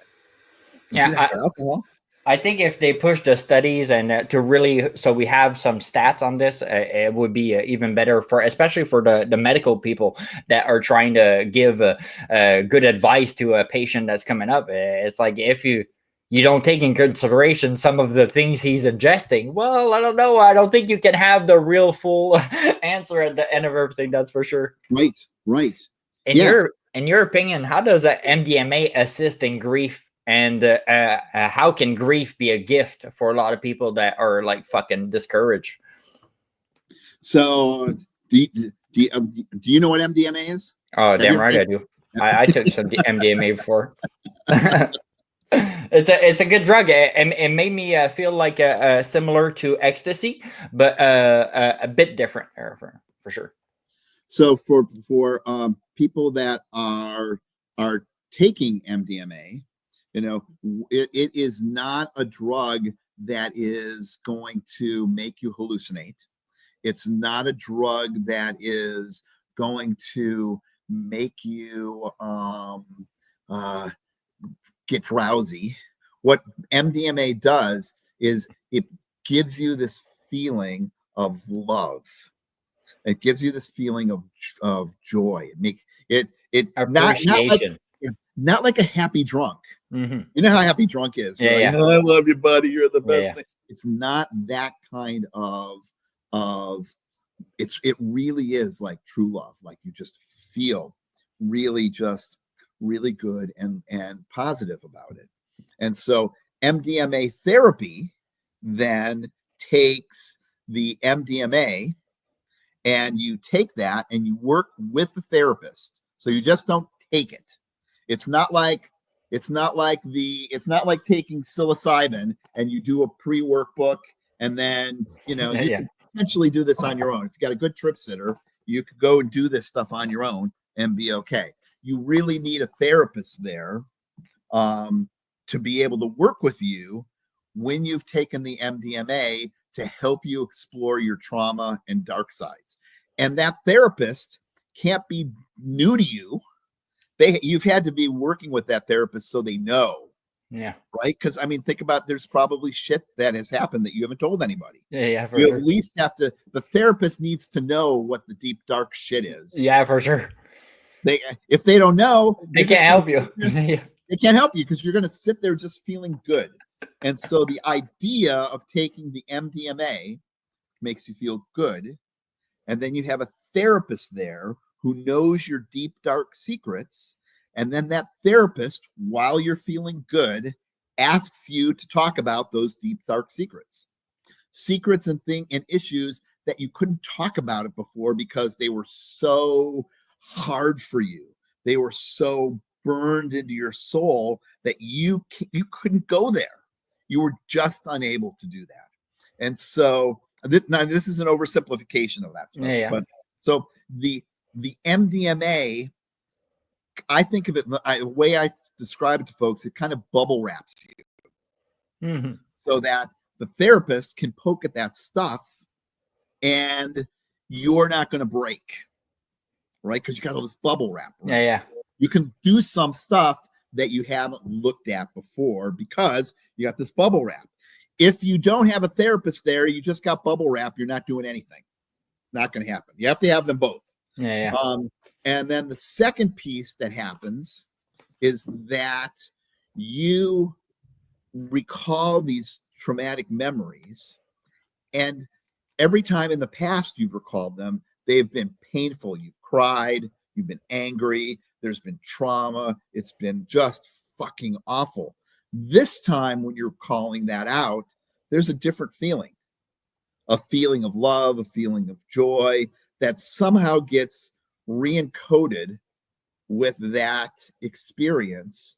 So it doesn't get rid of the painful stuff, but it kind of mediates the painful stuff a little bit so that when you talk about it, there's been at least one time in your life where you've talked about it and you're not drunk and you're not wasted and your perceptions are still there, but the feelings, and only the feelings are different. That's what the piece that MDMA gives you. And that's what it can do with grief. I wrote a book about that.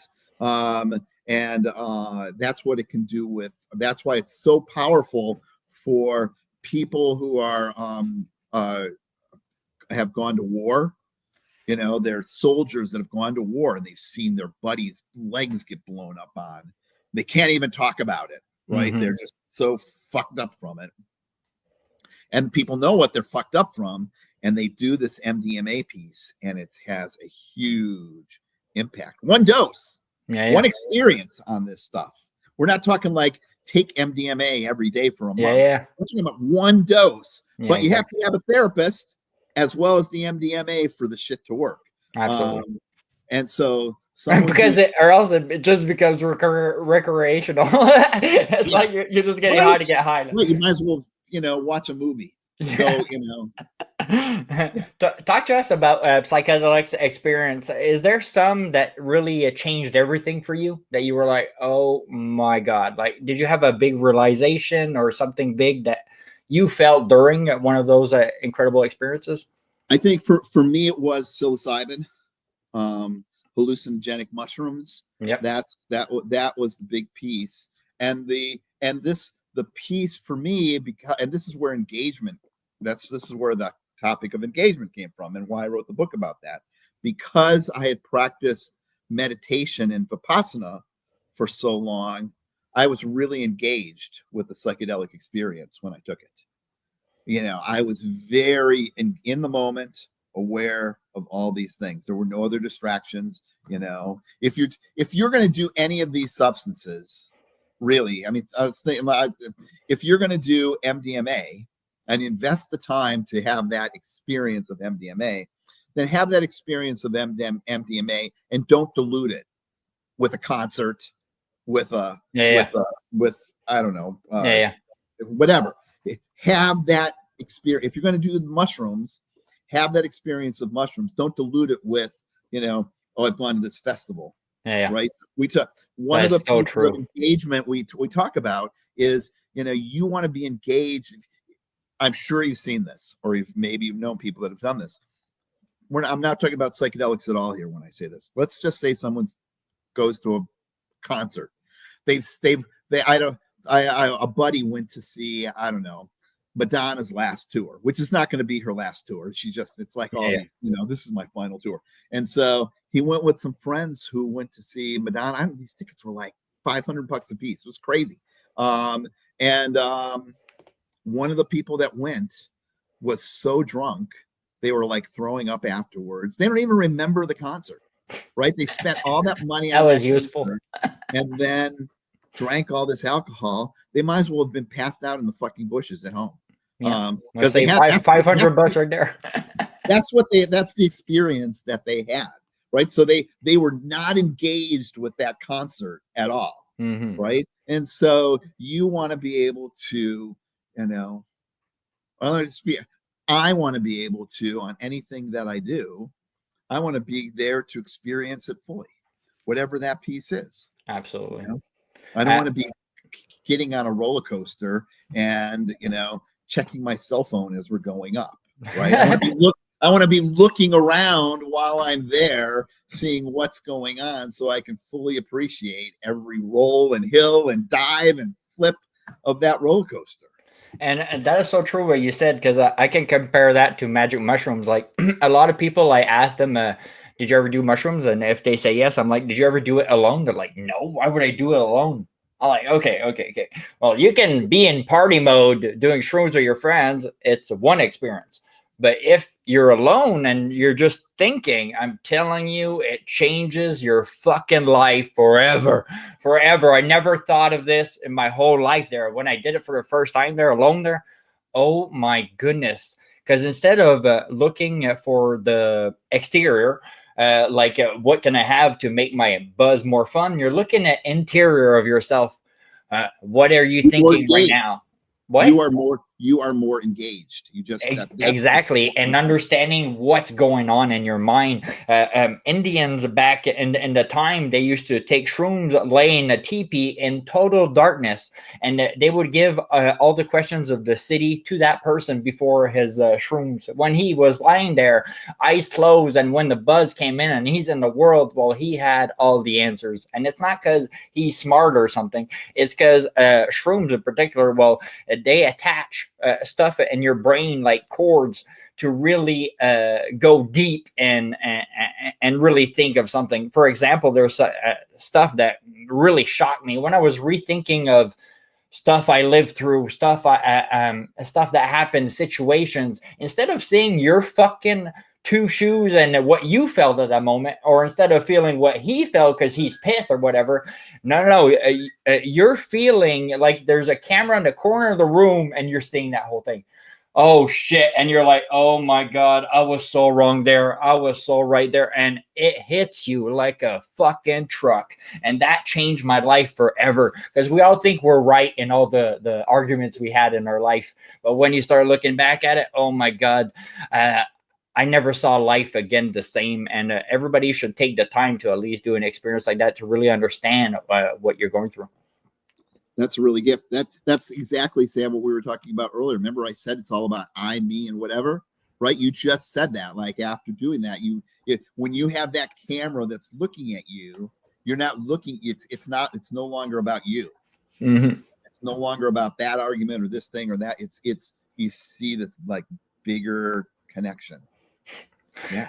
Psychedelics can trigger an intense emotional experience for some, for sure. How do you deal with a client or somebody that had overwhelming feelings or insight during their session? How do you make them comprehend what they just went through? Well, hopefully that they're not going to have overwhelming experiences, because they're going to be engaged and in the present, right? So there's two things that can happen, right? You come here with this vision of what you want from your psychedelic experience, and it's so good that you're off to, I don't know where the fuck you're off to, but you're off to La La Land. It's really, you totally forgot about why you were there. You were just having so much joy on this stuff. You need someone to be like, so you need to be engaged. The same thing can happen with the negative experience, right? Because you go off in this direction, and then it becomes this horrific thing. Neither serve you, not the good, not the bad, because you're not present. You've gone away, and from what your present experience is with this, you've gone off script, you've gone off course, because you're not engaged. And so the way to be engaged is the same way that, these last days when I was telling you the story about the book, and Peter and the guy and all the stuff, I was not engaged in life. I was engaged in, I don't know what the fuck it was, Scott's story, whatever was being created, right? A bad Scott trip, right? And I wasn't on acid, but I was on a bad Scott trip because of that. And that same dynamic is the dynamic that can happen in a psychedelic experience. And so you want to build the skills. See, this is not something you can get from a workbook. This is something that you have to build those skills over time, so that you're engaged and focused on those things. The same thing that's going to keep you engaged and focused when those thoughts come into your head about this and this is the same thing that's going to keep you engaged and focused in a relationship, so you don't get a parachute and jump out when the shit hits the fan. And that's the same thing that's going to keep you engaged in psychedelics. It's a skill to build. Engagement is not a thing to do, it's a skill to build. What's on your bucket list coming up? Since you did so much in your life and wrote so many books, like, do you have some stuff on your bucket list coming up, or new trails or adventure or knowledge you want to go get in the near future? One of the things that's on my list for this year, although I just found out, I got to figure this out. Next week I'm supposed to go because I might need a replacement hip. We'll see. That's what they're saying. I got 2 replacement knees, and they're saying I might need a replacement hip, or because my bones are kind of your hip bone or your hip joint is in a joint like this, and it's supposed to be, you know, open. Yeah, swivel. And mine is touching. Oh shit. So they need to do something about. But I have my plans this summer include doing another obstacle race, mud obstacle race with the dogs. And then I have a friend. Don't ask me how I did this. When I used to do these long hikes, like 20 some miles in a day. And so, you know, those it's like a hiking half marathon or a hiking marathon. So a few years ago, when I started paddleboarding, I was looking for something I could do on paddleboard related to that. And so I decided there's a river, Connecticut River, that runs the length of Vermont and New Hampshire, and it continues all the way down through Massachusetts and out to the ocean. But there's a big length between that's pretty clear between, you know, dams and stuff that are built up. And so a few years ago, I did 7 miles of paddleboarding in one day. And then the year after that, I talked to a buddy and convinced him to join me. And we did 14 miles of paddleboarding. And so do the math here as we're going through this. Last year, we did 21 miles of paddleboarding in one day from one point to this point. It was after some rain, so the current was we had some decent current. And this year in August, we're planning to do the math, 4th year, 7 times 4, 28 miles of paddleboarding in one. So day. you're adding 7 miles more every year. Yeah. And so incredible. So what I'm most nervous about now that I've started this, and I'm telling people this, is that, you know, what's going to happen when I'm 70 years old, and we've been doing this for 10 years, and 10 times 7 is 70 miles in one day. I don't know if we're going to be there, but we already talked about doing 35 miles in 2026. So. Wow. So if you're up in this area in August in Vermont, or you want to come down, you can join us. You don't have to do the whole thing. You can just. Oh, for sure. If I'm invited, for sure I'm showing up to have that adventure as well. So last question for somebody like me that doesn't know much in how to become a key speaker. For example, when I saw you were a toast master, I was like, what the fuck is a Toastmaster? He's a guy that's expert in bread that's toasted. It's like, what the hell? So I Google it and I'm like, oh my God, okay, it's just being an expert at speaking and stuff. I'm like, why did they call it toast? Probably like, oh, I got a toast to say. That is exactly it. The person who gives a toast is a Toastmaster. So how do we, if somebody wants to start in that, I'm talking for myself in particular, because for sure I would love to become a key speaker, or maybe start by doing a speech in front of people. Where do we start? So you really did do your research. I'm so blown away. I'm just so impressed. I appreciate that. For those people that are listening, Toastmasters is an organization that's been around for decades, and it is everywhere in the world. It's everywhere in the world. If you Googled your town and Google Toastmasters. There's probably a Toastmasters meeting happening tonight, tomorrow night, or the next night that you can go to. You can go and check it out and see what it's like.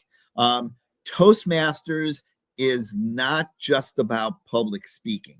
Okay. People think of Toastmasters and thinks it's great for public speaking, and it is. But Toastmasters is also about leadership, and confidence, and building your skills to engage and motivate and move others. And you start just by going to a Toastmasters meeting, and you don't have to join right then, and you don't have to join. You can just go. Show up.